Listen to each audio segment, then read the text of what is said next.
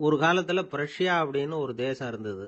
இப்போ ஜெர்மனி இருக்குல்ல, இதோட பெரும்பகுதி ஒரு காலத்துல பிரஷ்யாங்கிற பேர்ல இருந்தது. அப்போ அதுக்கு அரசரா இருந்தவர் மகா ஃப்ரெடரிக், அதாவது ஃப்ரெடரிக் தி கிரேட் அப்படின்னு சொல்லுவாங்க. அந்த ராஜாவுக்கு ஒரு சந்தேகம். நாம பல வகையான வரிகளை விதிச்சு வசூல் பண்றோம், அப்படி பண்ணி வருமானம் குறைஞ்சிக்கிட்டே போகுதே, இதுக்கு என்ன காரணமா இருக்கும்? இதுதான் அவருக்கு ஏற்பட்ட சந்தேகம். ஒரு சமயம் அந்த அரசர் தம்முடைய அமைச்சர்களையும் பிரபுக்களையும் தளபதிகளையும் கூப்பிட்டு ஒரு விருந்து வச்சார். விருந்து முடிஞ்சதும் அவங்கள பார்த்து இந்த சந்தேகத்தை கேட்டார். வரிகள் அதிகமா விதிச்சு வருமானம் குறையறதுக்கு என்ன காரணம் அப்படின்னு கேட்டார். பல பேருக்கு இதுக்கு சரியா பதில் சொல்ல தெரியல.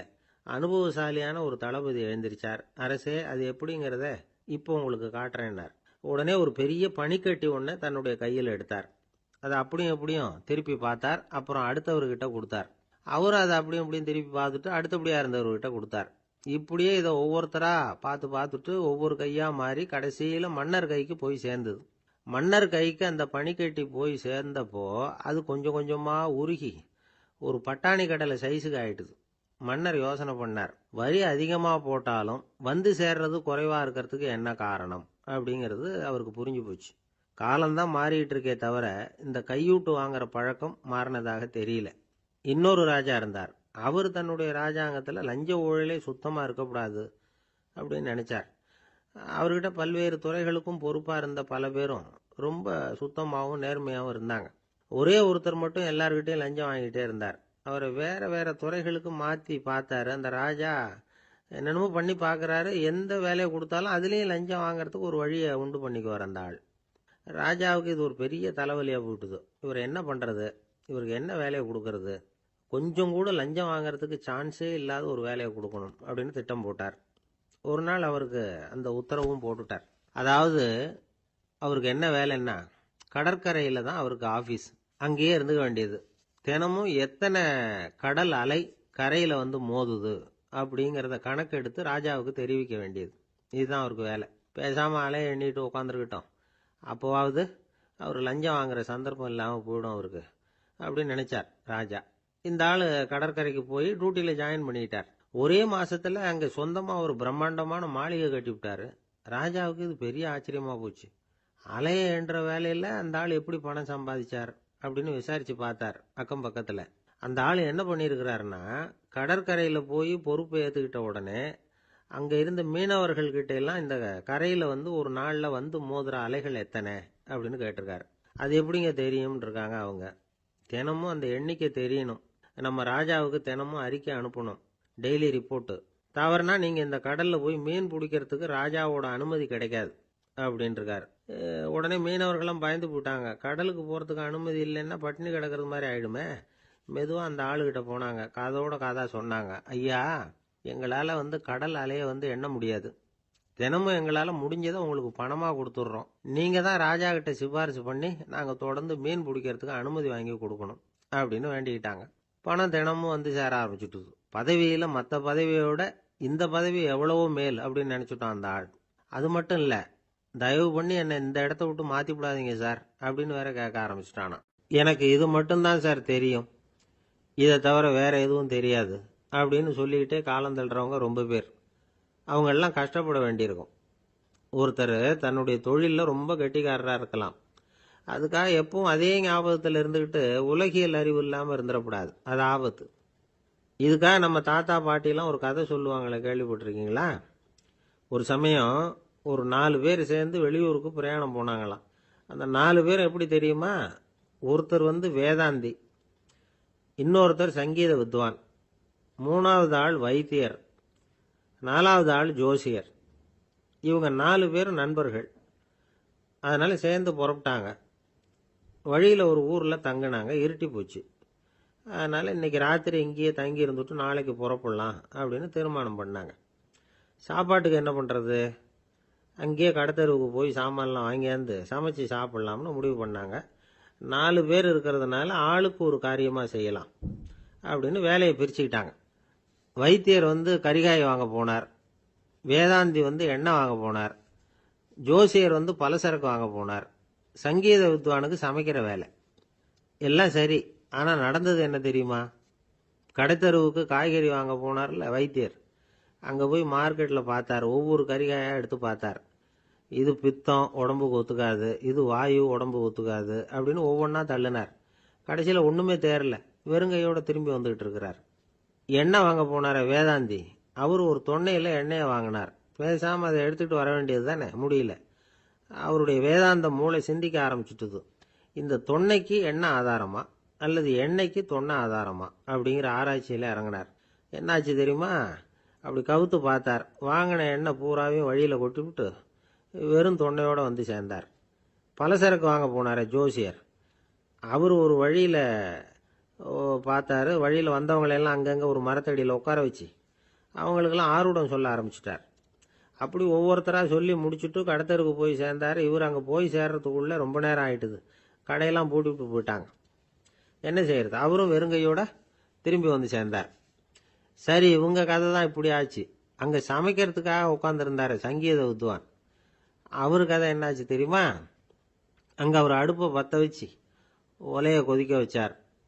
அதாவது ஒரு பானையில் தண்ணியை ஊற்றி அடுப்பில் வச்சார். அது கொதிக்க ஆரம்பிச்சுது. தண்ணி கொதிக்கிற சத்தம் இருக்குதுல்ல, அது இவருக்கு தாளம் போடுறது மாதிரி இருந்தது. ஒரே குஷி, பாட ஆரம்பிச்சுட்டார். பாடிக்கிட்டே உற்சாகமாக கையில் இருந்த கரண்டியால் அந்த பானையில் தட்டினார், தாளம் போடுறதா நினச்சிக்கிட்டு. அவ்வளவுதான், பானை பட்டுன்னு உடஞ்சி போச்சு. தலையில் கையை வச்சுக்கிட்டு அவரும் உட்காந்துட்டார். எந்த தொழில் தெரிஞ்சாலும் சரி, அதை புத்திசாலித்தனமாக பயன்படுத்த தெரியலன்னா ஆபத்து தான். அதுக்காக தான் இந்த கதை. ஒரு பஸ்ஸு டிரைவர் ரொம்ப கெட்டிக்காரரு. பஸ்ஸை ரொம்ப திறமையாக ஆபத்து இல்லாமல் ஓட்டினதுக்காக பரிசுலாம் வாங்கினவர். அவரே ஒரு படகு ஓட்டுறதுக்காக அழைச்சிட்டு போயிருக்கிறாங்க, மோட்டார் படகு. அதையும் ரொம்ப திறமையாக தான் ஓட்டிகிட்டு போயிருக்கிறாரு. நடுக்கடலில் போனதும் படகு நின்று போச்சு.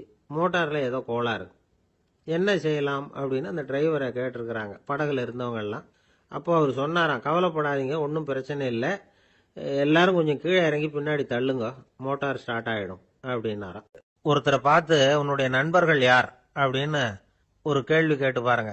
கொஞ்சம் யோசிச்சு யோசிச்சு பதில் சொல்லுவாங்க. அவங்க கிட்டேயே உன்னுடைய எதிரிகள் யார் அப்படின்னு கேளுங்க, கடகடன்னு ஒப்பிச்சிருவாங்க. நம்ம மனசு இருக்க, அது எப்படின்னா நம்ம நண்பர்களை விட எதிரிகளை அது நல்லா ஞாபகத்தில் வச்சுக்கும். இது ஒரு ஆச்சரியமான உண்மை.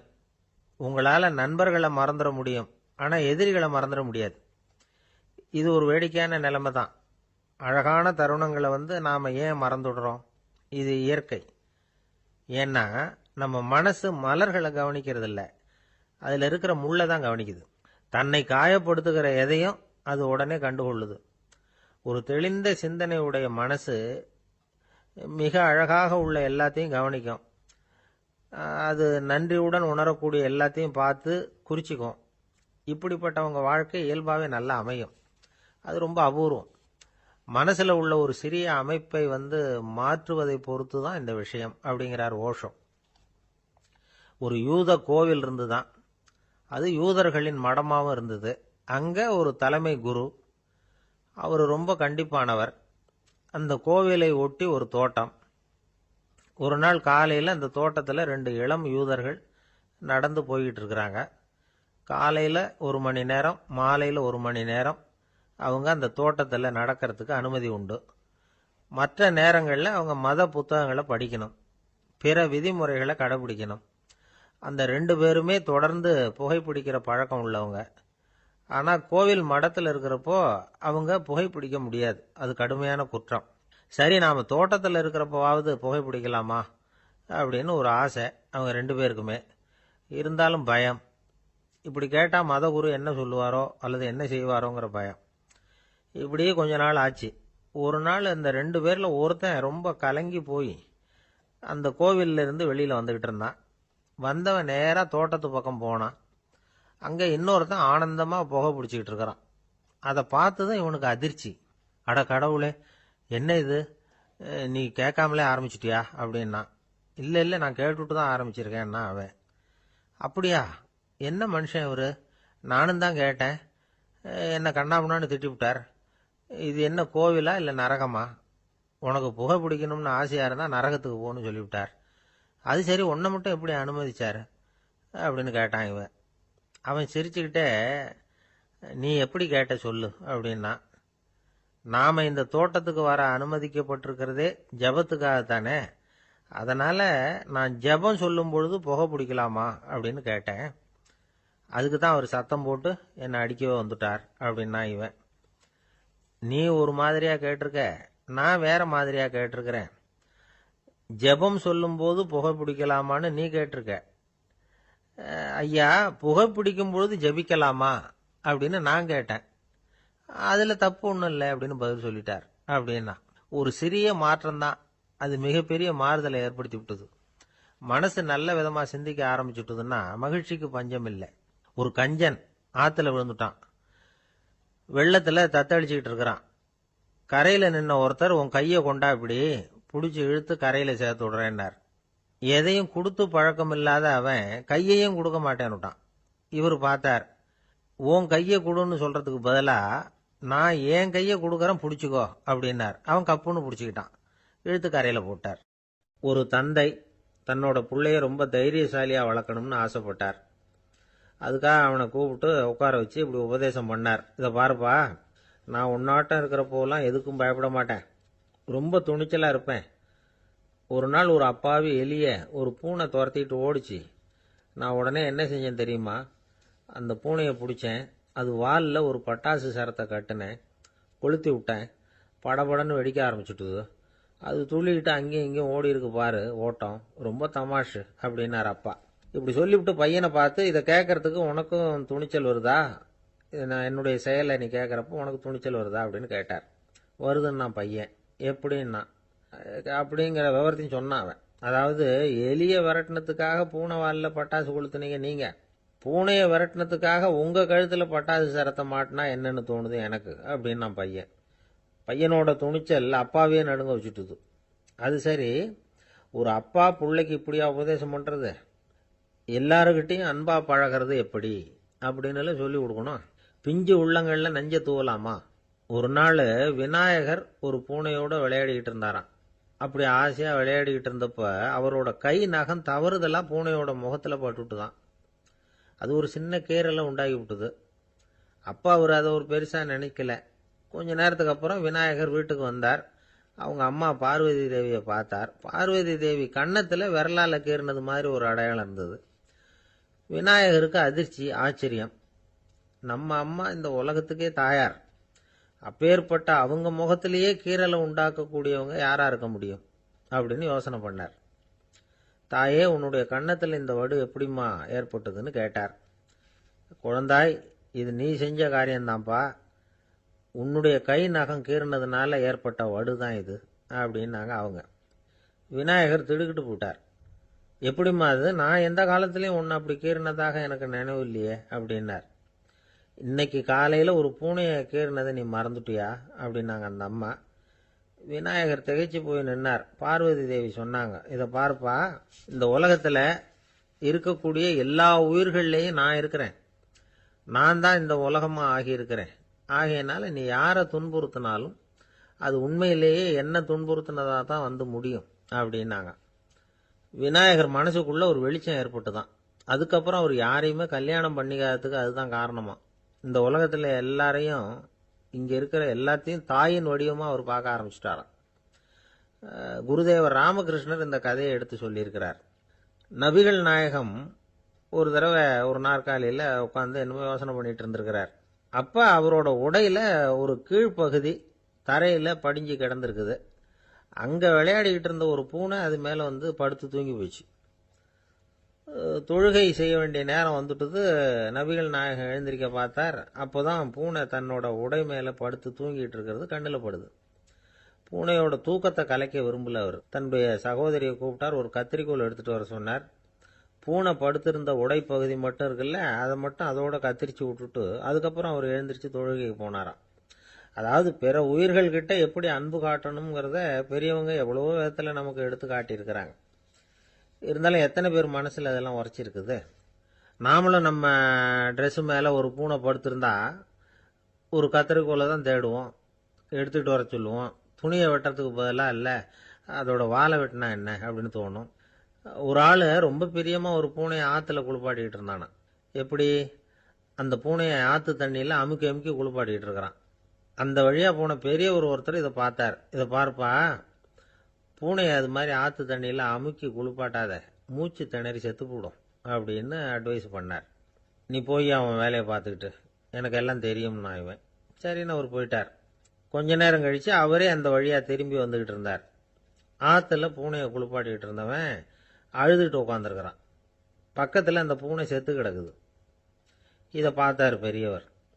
நான் தான் அப்போவே சொன்னேனே அந்த பூனையை ஆற்றுல நினைக்காதேன்னு, அதை கேட்டிருந்தா இப்படி ஆயிருக்குமா அப்படின்னார். அந்த ஆள் கோபமாக இவரை முறைச்சி பார்த்தான். அட போய்யா, இந்த பூனை ஆற்றுல குளித்ததுனால ஒன்றும் செத்து போகல, குளித்ததுக்கு அப்புறம் அதோட உடம்பு ஈரமாக இருக்குதுன்னு அதை புழிஞ்சேன், அதனால தான் இப்படி ஆயிட்டுது அப்படின்னானா. ஒரு விவசாயி விதைக்கிறதுக்காக வயல்வெளி பக்கம் போகிறார். விதைகளை அள்ளி வீசினார். அப்போ என்ன ஆச்சுன்னா, சில விதைகள் பாதை ஓரத்தில் விழுந்தது, சில விதைகள் முள் செடிகள் மண்டி இருந்த புதருக்கு இடையில் விழுந்தது, சில விதைகள் நல்ல நிலத்தில் விழுந்தது. பாதை ஓரத்தில் விழுந்த விதை என்ன ஆச்சுன்னா, அதெல்லாம் பறவைகள் கண்ணில் போட்டுவிட்டுது. உடனே உட்காந்து கொத்தி தின்னுட்டு போட்டுது. அதிகமாக மண் இல்லாத பாறை பகுதியில் விழுந்த விதையெல்லாம் லேசாக வேர் விட்டு முளைக்க ஆரம்பிச்சுது. அதுக்கப்புறம் வேர் கீழேயும் ஆழமாக போக முடியல, மேலேயும் சூரிய வெப்பம் அதிகம் தாங்க முடியல, எல்லாம் காஞ்சி கருகி போட்டுது. புதர் பகுதியில் சில விதைகள் விழுந்தது இல்லையா, முள் செடிகள் காடாக மண்டி போயிருந்தது. அதனால் முளைச்சி வர்ற செடிக்கு நெருக்கடி அதிகமாக போட்டுது, சரியாக வளர முடியல, விளைச்சலும் சரியா இல்லை. நல்ல நிலத்தில் விழுந்த விதைகள் மட்டும் நல்லா முளைச்சிது, நல்லா வளர்ந்தது, விளைச்சலும் பிரமாதமாக இருந்தது. இந்த கதையை சொல்லிவிட்டு கேட்க செவியுள்ளோர் கேட்கட்டும் அப்படிங்கிறார் இயேசு பெருமான். ஆமாம், இயேசு கடலில் நின்ற படகு ஒன்றில் உட்காந்துருக்கிறார். கடற்கரையில் ஏராளமான மக்கள் உட்காந்துருக்கிறாங்க. அந்த சமயத்தில் தான் இயேசு ஓமைகள் மூலமாக மக்களுக்கு பல உண்மைகளை சொல்லிகிட்டு இருக்கிறார். மக்கள் அந்த கதையை கேட்டுட்டு ஒன்றும் புரியாமல் முழிக்கிறாங்க. அதை கவனித்த இயேசு அந்த ஓமையை விளக்க ஆரம்பித்தார். இதில் அந்த விதைக்கிறவர் தான் இறைவன். அவருடைய வார்த்தைகளை விதைக்கிறார். அந்த வார்த்தைகளை கேட்கிற மக்கள் அந்த விழுந்த விதைகள் மாதிரி 4 வகையானவர்கள். சில பேர் பாதை ஓரத்தில் விழுந்த விதைகள் மாதிரி. இறைவன் வார்த்தைகளை அவங்க கேட்குறாங்க, ஆனால் தீய எண்ணங்கள் செய்கைகள் மூலமாக விதைக்கப்பட்ட வார்த்தைகள் அழிஞ்சு போடுது. இறைவன் வார்த்தைகளை கேட்ட உடனே மகிழ்ந்து போய் உடனே சில பேர் அதை ஏற்றுக்கிறாங்க. இவங்கெல்லாம் அந்த பாறை பகுதியில் விழுந்த விதைகள் மாதிரி. அதனால் இவங்கெல்லாம் வேறு இல்லாதவங்க, கொஞ்ச காலத்துக்கு இறை வார்த்தைகளுக்கு கீழ்ப்படிந்து நடப்பாங்க. அதனால் ஏதாவது இடைஞ்சல் ஏற்பட்டால் உடனே தடுமாறுவாங்க.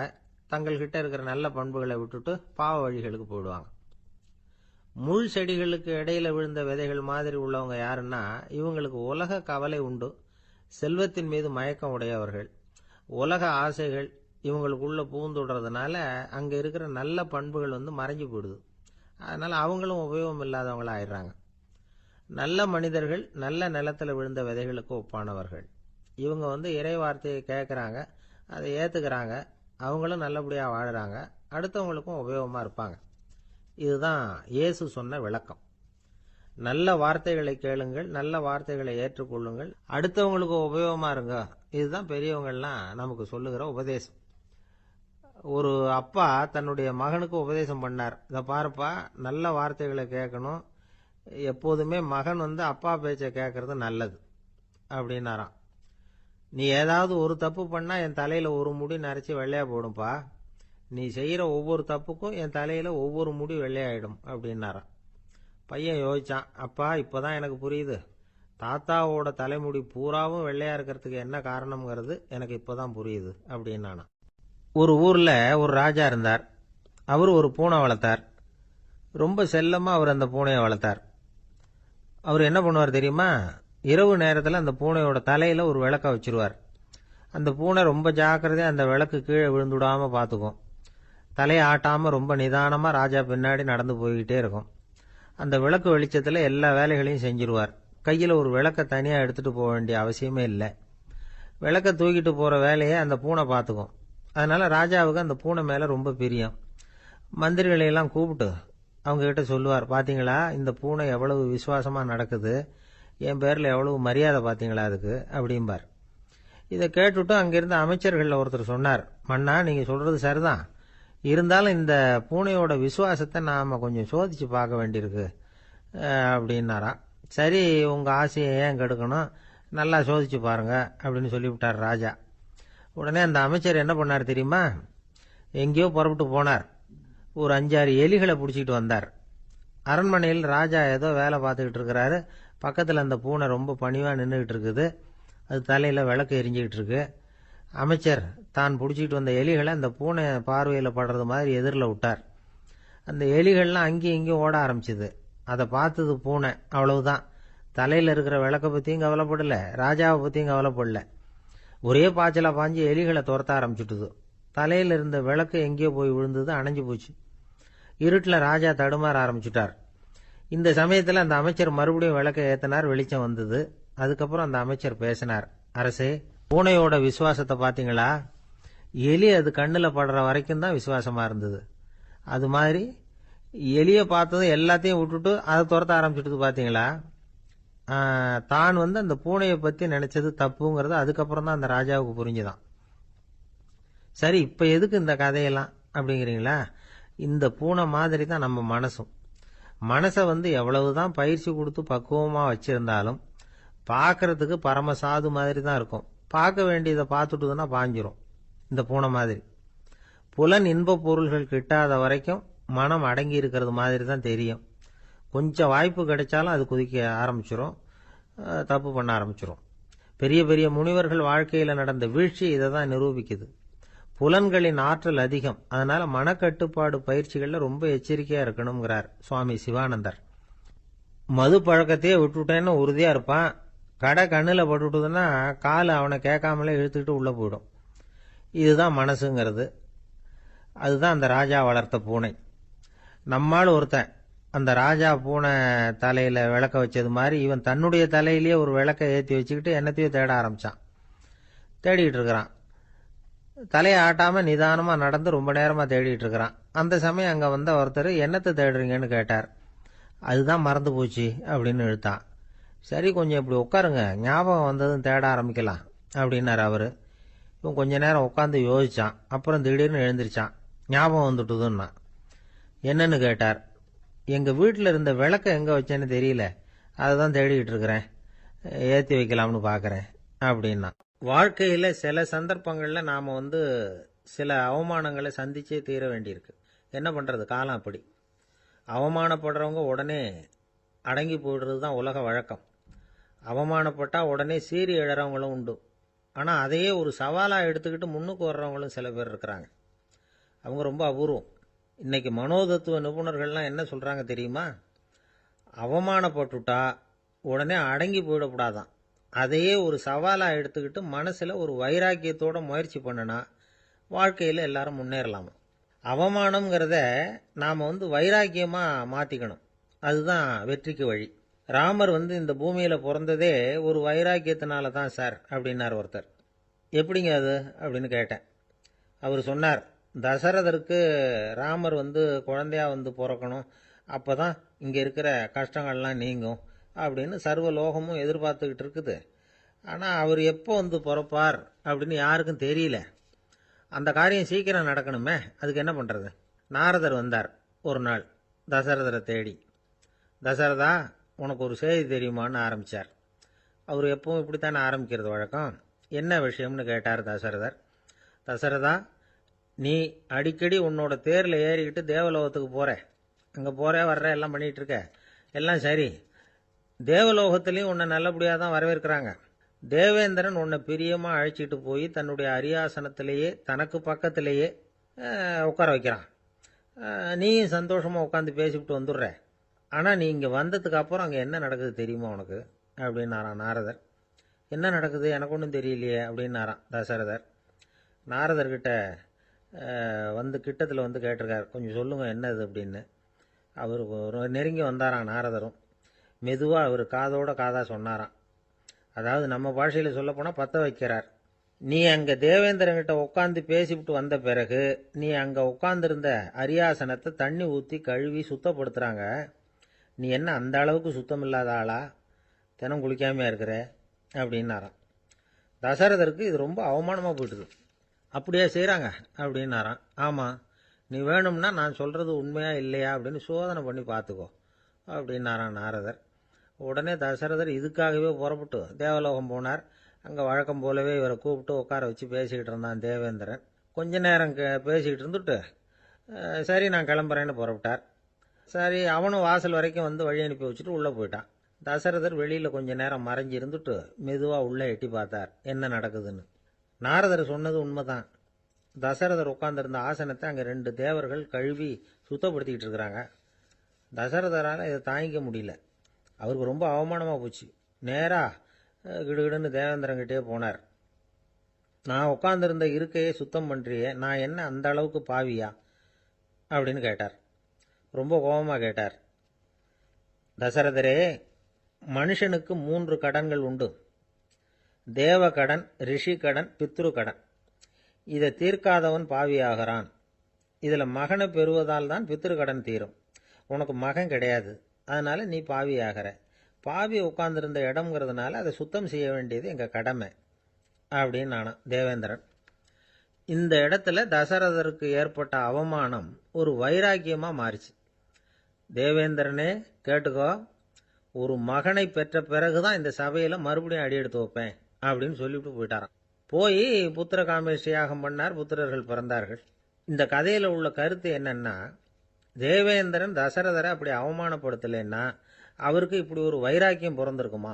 யோசிச்சு பார்க்கணும். நமக்கு ஏற்படுகிற சில அவமானங்களையும் வைராக்கியமாக மாற்றிக்குவோம். அப்படி மாற்றிக்கிட்டோம்னா வாழ்க்கையில் முன்னேறலாம். நம்ம ஆளுங்க சில பேர் அவமானத்தை வைராக்கியமாக மாற்றிக்கிறது எப்படி தெரியுமா? நம்மகிட்ட ஒரு பையன் சொன்னான், எங்கள் அப்பா என்னை எல்லாருக்கும் முன்னாடி வச்சு திட்டிவிட்டார். பொறுப்பு இல்லாமல் ஊர் சுற்றுறேன்னு சொல்லி அவமானப்படுத்தி விட்டார். இனிமேல் நீ என் முகத்திலேயே முழிக்காதரா போடான்னு வேற சொல்லிவிட்டார். எனக்கு ரோஷம் வந்துட்டுது. அந்த அவமானத்தை வைராக்கியமாக மாற்றிக்கிட்டேன். அன்னையிலேருந்து அவர் முகத்திலேயே முழிக்கிறது இல்லை அப்படின்னா. அப்படியான்னு கேட்டோம். ஆமாங்க, அவர் வீட்டில் இல்லாத நேரமாக பார்த்து உள்ள சமையல் கட்டுக்கு போய் சாப்பிட்டுட்டு நைஸாக வெளியில் வந்துடுவேன் அப்படிங்கிறான் அவன். ஜவஹர்லால் நேரு பிரதமராக இருந்த சமயம் அவர் ஒரு தடவை சென்னைக்கு வந்திருக்கிறார். இங்கே சில முக்கிய நிகழ்ச்சிகளில் கலந்துக்கிறதுக்காக வந்திருந்தார். ஆளுநர் மாளிகையில் ஒரு நாள் ராத்திரி தங்கி மறுநாள் புதுடெல்லி புறப்படுறதாக ஏற்பாடு. நிகழ்ச்சியிலெல்லாம் முடிச்சுக்கிட்டு ஆளுநர் மாளிகையில் தங்கி இருக்கிறார். அன்றைக்கு இரவு படிக்கிறதுக்கு ஒரு முக்கியமான புத்தகம் அவருக்கு தேவைப்பட்டது. அந்த சமயத்தில் உலக அளவில் ஒரு முக்கியமான பொருளாதாரம் சம்பந்தமான ஒரு புத்தகம் வெளியாகி இருக்கிற விஷயம் அவருக்கு தெரியும். அந்த புத்தகம் மெட்ராஸுக்கு வந்திருக்குமா, அது இங்கே கிடைக்குமா அப்படின்னு விசாரிச்சிருக்கிறார் நேருஜி. அவர் இப்படி கேட்ட உடனே அங்கே இருந்தவங்கெல்லாம் ரொம்ப பரபரப்பாக செயல்பட ஆரம்பிச்சுட்டாங்க. முக்கியமான இடங்கள்ல எல்லாம் விசாரிச்சிருக்கிறாங்க அந்த புத்தகம் உங்ககிட்ட இருக்கான்னு. சென்னையில் உள்ள கன்னிமாரா நூல் நிலையத்துக்கு எப்படியும் அந்த புத்தகம் வந்திருக்கணும் அப்படின்னு ஒரு நம்பிக்கை. அங்கே விசாரித்தாங்க. அந்த புத்தகம் 2 நாளைக்கு முன்னாடி தான் அங்கே வந்திருக்குது அப்படிங்கிற விஷயம் தெரிஞ்சுது. உடனே எல்லாரும் அங்கே ஓடினாங்க. அவங்களுக்கு இன்னொரு சந்தேகம், புத்தகம் வந்திருக்கு சரி, அது இந்த சமயத்தில் வேற யாரும் படிக்கிறதுக்கு எடுத்துகிட்டு போயிருக்கக்கூடாதே அப்படிங்கிற சந்தேகம் இருந்தாலும் மனசுக்குள்ள ஒரு தைரியம். இப்படி ஒரு புத்தகம் வெளிவந்திருக்கிற விஷயமே நேருஜி சொல்லி தான் நமக்கே தெரியும். அதுவும் இல்லாமல் உலக பொருளாதாரம் சம்பந்தமான ஏதோ ஒரு புத்தகம் அது. அதை போய் இந்த நேரத்தில் அவ்வளவு ஆர்வமாக யார் எடுத்துகிட்டு போயிட போகிறாங்க அப்படிங்கிற தைரியம். இந்த தைரியத்தோடு அந்த நூல் நிலையத்துக்கு ஓடினாங்க. புத்தகத்தை தேடினா அது கிடைக்கல. யாரோ எடுத்துகிட்டு போயிருக்கிறாங்க. நேருவுக்கு மட்டுமே தெரிஞ்சிருந்த அந்த புத்தகம் பற்றின விஷயம் சென்னையில் வேற ஒருத்தருக்கும் தெரிஞ்சிருக்குது. உடனே எல்லாரும் பரபரப்பாக அந்த அதுக்குன்னு இருக்கிற ரிஜிஸ்டர் இருக்குல்ல, பதிவேடு, அதை புரட்டி பார்க்குறாங்க யார் எடுத்துகிட்டு போகிறாங்கன்னு தெரிஞ்சுக்கிறதுக்காக. எடுத்துகிட்டு போனவங்க அதில் கையெழுத்து போட்டிருப்பாங்கல்ல, அதை பார்த்து யாருன்னு தெரிஞ்சுக்கலாம் அப்படிங்கிறதுக்காக தான் அதை புரட்டுறாங்க. அதோ அந்த புத்தகத்தோட பேர் பக்கத்தில் அதை எடுத்துக்கிட்டு போனவங்க கையெழுத்து உத்து பார்க்குறாங்க எல்லாரும். அதில் போட்டிருக்குது பேர் CN அண்ணாதுரை அப்படின்னு எழுதியிருந்தது. அவர் தான் பேரறிஞர் அண்ணா. நேரு படிக்க விரும்பின ஒரு புத்தகத்தை அதே நேரம் படிக்க விரும்பின இன்னொரு தலைவர் இவர். படிக்கிறதுல அவருக்கு இருந்த ஆர்வத்தை நாம் தெரிஞ்சுக்கணும்னா அதுக்கு எவ்வளவோ சம்பவங்கள் இருக்குது. கடைசி காலத்தில் அவர் அடையாறு மருத்துவமனையில் படுத்திருக்கிறார். அவருக்கு ஒரு முக்கியமான அறுவை சிகிச்சை செய்ய வேண்டியிருக்குது அவசரமாக. அமெரிக்காவிலேருந்து டாக்டர் மில்லர் வந்திருக்கிறார். அவர்கிட்ட கேட்குறார், டாக்டர் நாளைக்கே அறுவை சிகிச்சை செய்ய போகிறீங்களா அப்படின்னு. ஆமாங்கிறார் டாக்டர் மில்லர். நாளைக்கு மறுநாள் செஞ்சுக்கிறேனே அப்படின்னாரான் அண்ணா. ஏன் ஏதாவது நாள் பார்க்குறீங்களான்னு கேட்டிருக்கார். இல்லை, ஒரு புத்தகத்தை படிச்சுக்கிட்டு இருக்கிறேன், அதை நாளைக்குள்ளே முடிச்சிருவேன், அதுக்கப்புறம் நான் இறந்தாலும் கவலை இல்லை அப்படின்னாராம் இவர். அவர் தான் அறிஞர் அண்ணா. சங்ககால நூல்கள்லேருந்து சமீபத்தில் வந்த நூல்கள் வரைக்கும் எல்லாம் அவர் படிச்சிருக்கிறார். ஒரு திருமண விழாவில் அவர் பேசும்பொழுது சொன்ன விஷயம் இது. சங்க காலத்தில் காதலியை மணக்க விரும்புகிறவனுக்கு அவனுடைய தந்தை வீர சோதனைகள்லாம் வைப்பாரு. போய் புலிப்பல் கொண்டுகிட்டு வா, அப்போதான் என் பொண்ணை கொடுப்பேன் அப்படின்னு சொல்லுவார். காதலன் உடனே காட்டுக்கு போவான், ஒரு புலியை கொன்று அதனுடைய பல்லை கொண்டுகிட்டு வருவான். அதை வீர பதக்கத்தில் பதிச்சு அவனுக்கு மாமனார் சூட்டுவார் கல்யாண சமயத்தில். இப்போலாம் காதலன் கிட்ட அப்படி சொல்ல முடியாது. இப்போலாம் காதலன் கிட்ட காட்டுக்கு போய் புலிப்பல் கொண்டுகிட்டு வான்னு யாராவது சொன்னா புலி தான் மாப்பிள்ளையா வந்து சேரும் அப்படின்னார். உலகத்தில் எது எதுக்கும் ஆராய்ச்சி கூடங்கள் இருக்குதுல்ல, அது மாதிரி தூக்கத்தை பற்றி ஆராய்ச்சி பண்ணுறதுக்கு ஒரு ஆராய்ச்சி கூடம் இருக்குது. அப்படி ஆராய்ச்சி பண்ணணும்னா அதுக்கு மூழ்கிக்கிட்டு இருக்கணும்ல. அதனால தான் அந்த ஆராய்ச்சி கூடம் இங்கே இல்லை. அமெரிக்காவில் பாஸ்டன் பல்கலைக்கழக மருத்துவமனையில் அது இருக்குது. அங்கே தூக்கத்தை பற்றி பலவிதமான ஆராய்ச்சிகள் பண்ணிகிட்டு இருக்கிறாங்க. அந்த ஆராய்ச்சி கூடத்தில் இயக்குனராக இருக்கிற ஒரு நிபுணர் அவர் என்ன சொல்கிறார் தெரியுமா? உங்களுக்கு தூக்கம் வரலையா, நீங்கள் நல்லா தூங்குறதுக்கு தாராளமாக சில யோசனைகளை என்னால் சொல்ல முடியும் அப்படிங்கிறார். யோசனை தானே, காசா பணமாக கேட்டு வச்சுக்கலாமே. உணவு, மனநிலை, தூங்கும் இடத்தோட சூழ்நிலை, படுக்கைக்கு செல்றப்போ உள்ள பழக்க வழக்கங்கள், இது காரணமாக ஒருத்தருக்கு தூக்கம் வராமல் போகலாம். தூக்கம் வராததுக்கு இதுதான் காரணம்னா அதையெல்லாம் சுலபமாக கட்டுப்படுத்தலாங்கிறார் அவர். தூக்கத்தை வரவழைக்கக்கூடிய ஒரு நல்ல மருந்து உடற்பயிற்சி. ஆனால் ஒன்று, படுக்க போகிற நேரத்தில் இது மாதிரி உடற்பயிற்சிகள் எல்லாம் செய்யக்கூடாது.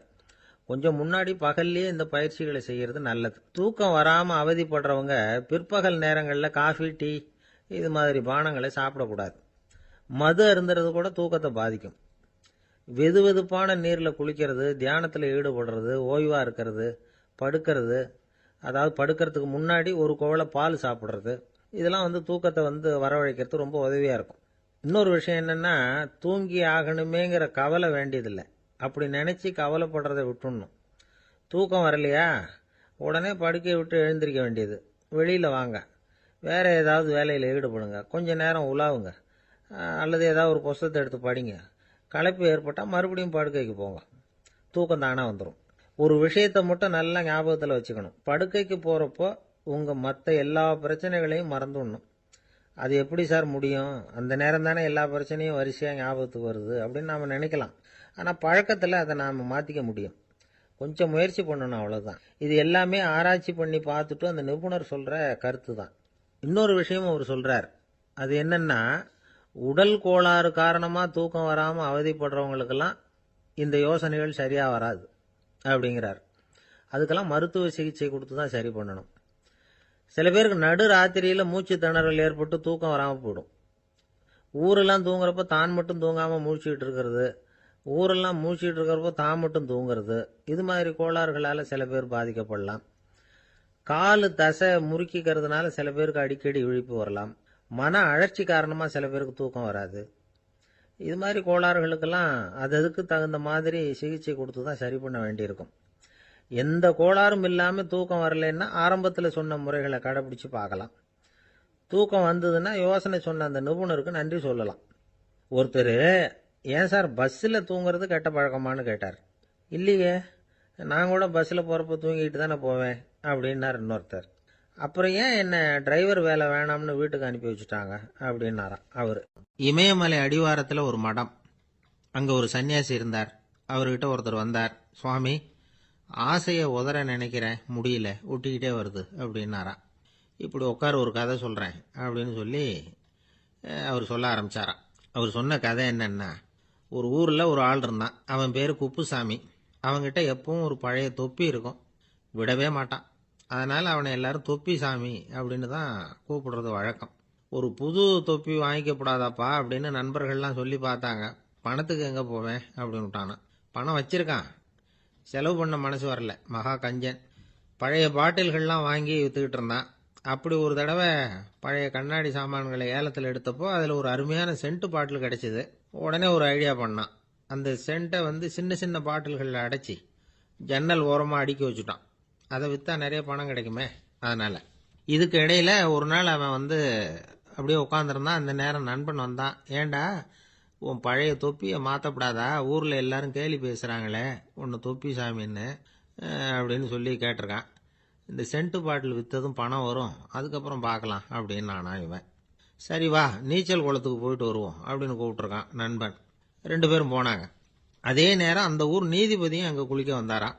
அவர்கிட்ட இருந்தது விலை வசந்த ஒரு புது தொப்பி. அதை அங்கே இருந்த ஸ்டாண்டில் மாட்டிவிட்டு குளிக்க போனார். இதுக்கிடையில் குப்புசாமி குளிச்சுட்டு வந்தான். அவனுடைய பழைய தொப்பியை காணலை. அந்த புது தொப்பியை பார்த்தா இது நண்பனுடைய வேலை தான் அப்படிங்கிறதாக புரிஞ்சுக்கிட்டு அதை எடுத்து மாட்டிட்டு வந்துட்டான். நீதிபதி குளிச்சுட்டு வந்து பார்க்குறாரு, தொப்பியை காணும். போலீஸில் புகார் கொடுத்தார். அவங்க வந்து தேடினாங்க. ஒரு மூலையில் பழைய தொப்பி கிடச்சிது. அடடா இது நம்ம குப்புசாமியோட தொப்பி இல்லையா அப்படின்னு நானா ஒருத்தன். உடனே அவன் வீட்டுக்கு தேடிட்டு போயிருக்காங்க. அங்கே போய் பார்த்தா புது தொப்பி அங்கே இருக்குது. உடனே அவனுக்கு 1000 ரூபாய் அபராதம் போட்டாங்களாம். அவன் பணத்தை கட்டிவிட்டு ரொம்ப எரிச்சலோடு வீட்டுக்கு வந்தான். பழைய தொப்பி கண்ணில் பட்டது. மறுபடியும் உன்னால தானே எனக்கு 1000 ரூபா நஷ்டம் அப்படின்னு சொல்லி அதை எடுத்துக்கிட்டு அப்படி போயிருக்கான். அந்த ஊர் குளத்தில் வீசி எரிஞ்சிட்டு வந்துட்டான். அது மீன் பிடிக்கிற ஒருத்தன் கையில் சிக்கிச்சு. அவன் வர்ற வழியில் அதை எடுத்து வேகமாக வீசி எறிஞ்சான். அது நேராக குப்புசாமி வீட்டு ஜன்னல் வழியாக உள்ளே வந்து இந்த சென்ட்டு பாட்டில்கள் மேலே விழுந்து எல்லாம் உடஞ்சி நொறுங்கி போச்சு. குப்புசாமி பார்த்தான். தோட்டத்தில் ஆழமாக ஒரு குழியை வெட்டினான். அந்த தொப்பியை போட்டான், மூடிவிட்டான். இதை அடுத்த வீட்டுக்காரன் பார்த்தான். ஏதோ புதையல் தான் வச்சிருக்கான் போல இருக்குன்னு நினச்சான். போலீஸில் போய் புகார் கொடுத்துட்டான். மறுபடியும் போலீஸ் குழியை தோண்டினாங்க. பழைய தொப்பி மறுபடியும் வெளியில் வந்தது. எல்லாரும் சிரிக்கிறாங்க. அன்னைக்கு ராத்திரியே அந்த தொப்பியை எடுத்துக்கிட்டு நேராக புறப்பட்டான். ஒரு கல்லில் அதை சேர்த்து கட்டி குடிநீர் தொட்டி இருக்கும்ல அதில் போட்டுட்டு வந்துட்டான். இனிமேல் என்ன பண்ணும் பார்ப்போன்னு. ஒரு நாள் திடீர்னு குழாயெல்லாம் அடைப்பட்டு போச்சு. மாநகராட்சி அலுவலர்கள் வந்து என்னன்னு பார்த்தா அந்த பழைய தொப்பி குழாயை அடைச்சிக்கிட்டு இருக்குது. இது குப்புசாமியோட தொப்பிங்கிறது தான் எல்லாருக்கும் தெரியுமே. உடனே குடிநீரை வந்து பாழாக்கணத்துக்காக குப்புசாமிக்கு கோர்ட்டு 2500 ரூபாய் அபராதம் போட்டுவிட்டுது. அதையும் கட்டிவிட்டு வெளில வந்தான். கடைசியாக முடிவு பண்ணான். ஒரு நெருப்பு குச்சியை கிழிச்சான். தொப்பியை கொளுத்தினான். எரிஞ்சுது. எடுத்து வெளில எரிஞ்சான். கொஞ்ச நேரத்தில் தீ அணைப்பு படம் வந்துட்டுது. ஆமாம், இவன் எடுத்து எரிஞ்சது வெளியில் விழுந்து வீட்டு கூரையே பற்றிக்கிட்டு எரிய ஆரம்பிச்சுட்டுது. அவனோட பணத்தாசையும் அதோட சேர்ந்து எரிஞ்சு போச்சான். இப்படி ஒரு கதை. இந்த கதையை சொல்லி முடிச்சார் அந்த இமயமலை அடிவாரத்தில் இருந்த சன்னியாசி. இப்போ அந்த குப்புசாமி எங்கே இருக்கிறான்னு கேட்டார் எதிரில் இருந்தவர். இதோ உன் எதிரிலே இருக்கிறான், நான் தான் அந்த குப்புசாமி அப்படின்னாரான் அந்த சன்னியாசி. அந்த குப்புசாமி கிட்ட இருந்தது மாதிரி ஒரு பழைய தொப்பி நம்ம ஒவ்வொருத்தர்கிட்டையும் உண்டு. அதை எப்படி தொலைக்கிறதுன்னு தெரியாமல் தடுமாறிக்கிட்டு இருக்கிறோம். அது என்ன தொப்பிங்கிறீங்களா? அதுதான் நம்மை சூழ்ந்திருக்கிற மாயை அப்படிங்கிறார் சுவாமி சின்மயானந்தர். மெய்ஞானம் கிடைக்கிறப்போ மாயை வந்து எரிஞ்சு போகும் அப்படிங்கிறது அவருடைய கருத்து. நம்மால் ஒருத்தர் வேகமாக ஓடி வந்தார். காலில் மாட்டியிருந்த பழைய செருப்பு 2ஐயும் ஆவேசமாக தூக்கி ஒரு கிணத்துல போட்டுட்டு வெறுங்காலோட நடந்து வந்துகிட்டு இருக்கிறார். ஏன் அப்படி பண்ணீங்க அப்படின்னு கேட்டோம். அந்த செருப்புக்கு சொந்தக்காரன் வந்து பின்னாடி வந்துகிட்டு இருக்கிறான், அதனால் அப்படி பண்ணேன் அப்படிங்கிறார் இவர். ஒரு ஊரில் ஒரு இளைஞன் இருந்தான். ஒரு நாள் அவன் ஒரு குருவை தேடிக்கிட்டு புறப்பட்டான்.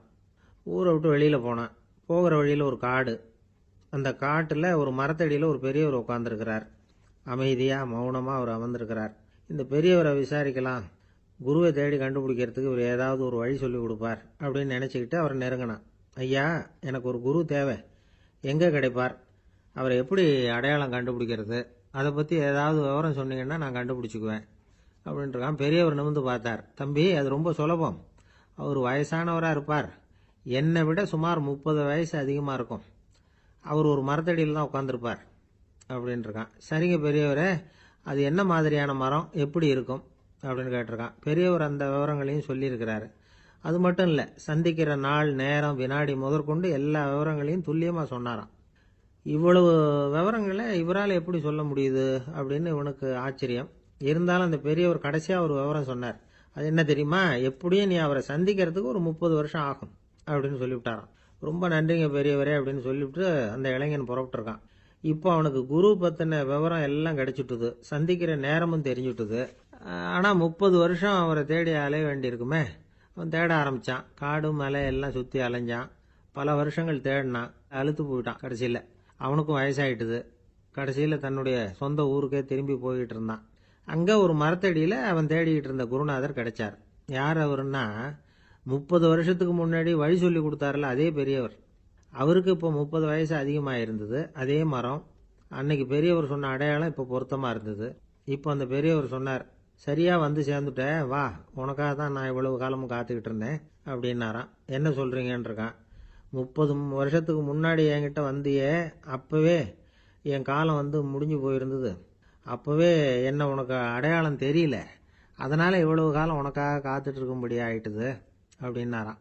ஐயா, அப்பவே நீங்க சொல்லியிருக்கலாமே, இதுதான் 30 வருஷம் கழிச்சு நீ சந்திக்க போற இடம், நான் தான் உன்னுடைய குரு அப்படின்னு சொல்லியிருக்கலாமே அப்படின்ட்டுருக்கான். அந்த பெரியவர் சிரிச்சுக்கிட்டே இதுக்கு பதில் சொன்னாராம். நான் எவ்வளவோ விவரமாக தான் சொன்னேன், நீ சரியா புரிஞ்சுக்கல. காரணம், அப்போ நீ போதுமான அளவுக்கு பக்குவம் பெற்றிருக்கவில்லை, அதனால புரியும் சக்தி இல்லாம போயிட்டுது. அப்போ 30 ஆண்டு காலம் நீ அலைஞ்சு தெரிஞ்சிருக்கிற, அது காரணமா இப்போ உனக்கு அந்த பக்குவம் வந்துட்டுது, அதனாலதான் அடையாளம் காண முடிஞ்சது, நானே உன்னுடைய குரு அப்படின்னாராம். இதுல இருந்து என்ன தெரியுதுன்னா, ஆன்மீகத்துல மாணவனாக சேர்றதுக்கு கூட ஒரு பக்குவத்தன்மை தேவைப்படுது. ஒரு பெரிய ஞானி, அவர்கிட்ட சீடனா இருக்க ஒருத்தன் வந்தான், எதிரில் நின்னான். ஞானி அவனை வெகு நேரம் உற்று பார்த்தார். அப்புறம் சொன்னார், சீடனா இருக்கிறது ரொம்ப சிரமம்னார். நான் தயாரா இருக்கிறேன்னா. அது இன்னமும் சிரமமாச்சே, இங்கே வந்து குருவா இருக்கிறது மட்டுமே சுலபம் அப்படின்னாராம். அப்படின்னா நான் குருவாவே ஆயிடுறேன் அப்படின்னானா. இது போலவே இந்த காலத்தில் கதை ஒன்று உண்டு. ஒரு பள்ளிக்கூடத்தில் வகுப்பு ஆசிரியர் மாணவனை திட்டிக்கிட்டு இருந்தார். டேய், நீ 100க்கு 10 மார்க் தான் வாங்கிட்டு இருக்க, இவ்வளவு மோசமா நீ படிச்சா கடைசியில் மாடு மேய்க்கிறது கூட லாய்க்கு இல்லாதவனா ஆயிடுவேன், அதுக்கப்புறம் என்ன செய்ய போற அப்படின்னாராம். பையன் தலையை சொரிஞ்சுக்கிட்டே சொன்னானா, சார் அப்படின்னா ஒன்று செய்கிறேன் அப்படின்னானா. இவர் கேட்டிருக்கார், என்ன செய்ய போறேன்னு. வேற என்ன சார், உங்களை மாதிரி ஒரு ஆசிரியர் ஆயிடுறேன் அப்படின்னானா. ஒரு கடைக்கு போனேன், 5 ரூபா பணத்தை எடுத்து கொடுத்தேன், ஒரு தினசரி பத்திரிகையை கேட்டேன். அவரு உடனே அங்கே அடுக்கி வச்சிருந்த பத்திரிகையில் ஒன்று எடுத்து என் கையில் கொடுத்தார், வாங்கிக்கிட்டேன். மீதி பணத்தை எடுத்தார், அதையும் என் கையில் கொடுக்கணும்ல, கொடுக்கல. எதிரில் இருந்த பலகையில் வச்சு எடுத்துக்க சொன்னார். எப்பவும் அவர் அப்படி தான் பண்ணுவார், நானும் எடுத்துக்கிட்டு வந்துடுவேன். இவர் ஏன் இப்படி பண்ணுறாருங்கிறது எனக்கு ரொம்ப நாளாக ஒரு சந்தேகம். ஒரு நாள் அவர்கிட்டயே இதை கேட்டுவிட்டேன். ஏங்க, நீங்கள் உங்கள் கடைக்கு வந்து பொருள்கள் வாங்குறவங்களுக்கு நீங்கள் பாக்கி சில்லறையை கொடுக்குறப்போ பலகையில் வச்சு விட்றீங்க, கையில் கொடுக்க மாட்டேங்கிறீங்களே, ஏன் அப்படின்னு கேட்டேன். காசை கையில் கொடுத்தா நம்மகிட்ட இருக்கிற லட்சுமி போயிடுவா சார் அப்படின்னார். அதாவது பணம் செலவாயிடும் அப்படின்னு அர்த்தமா. இன்னொரு நண்பர், அவர் ஒரு நாள் வழக்கத்துக்கு மாறா ரொம்ப சோகமா உட்காந்துருக்கிறார். ஏங்க என்னாச்சு, ஏன் இப்படி கப்பலே கவிழ்ந்தது மாதிரி உட்காந்துருக்கிறீங்க அப்படின்னு கேட்டேன். கப்பலே கவிழ்ந்திருந்தா கூட நான் இப்படி கவலைப்பட மாட்டேன் சார், வேற ஒன்று நடந்து போச்சுன்னார். என்னன்னு கேட்டேன். என் உச்சந்தலையில பல்லி ஒன்று விழுந்துட்டுதுன்னார். அதுக்காகவா இப்படி அப்படின்னு ஆச்சரியப்பட்டேன். ஆமாங்க, பல்லி உச்சந்தலையில் விழுந்தா பலன் என்னன்னு பஞ்சாங்கத்தில் பார்த்தேன், மரணம்னு போட்டிருக்கு அப்படின்னு சொல்லிவிட்டு அவர் தொடர்ந்து கவலைப்பட ஆரம்பிச்சிட்டார். இப்படியும் ஒருத்தர், என் கூட வேலை பார்க்குற ஒருத்தர் எப்படி தெரியுமா, தினமும் வலது காலை வச்சு தான் ஆஃபீஸுக்கு உள்ள நுழைவார். என்னைக்காவது தவறுதலாக இடது காலை வச்சு உள்ளே வந்துட்டார்னா அன்னைக்கு பூரா மனசு சங்கடப்படுவார், எந்த வேலையும் சரியாக ஓடாது. கேரம் போர்டு ஆடுற ஒருத்தர் எப்போ ஆட உட்காந்தாலும் ஸ்ட்ரைக்கரை கை தவறி கீழே விழற மாதிரி பண்ணி அதுக்கப்புறம் அதை எடுத்துக்கிட்டு ஆட உட்காருவார்.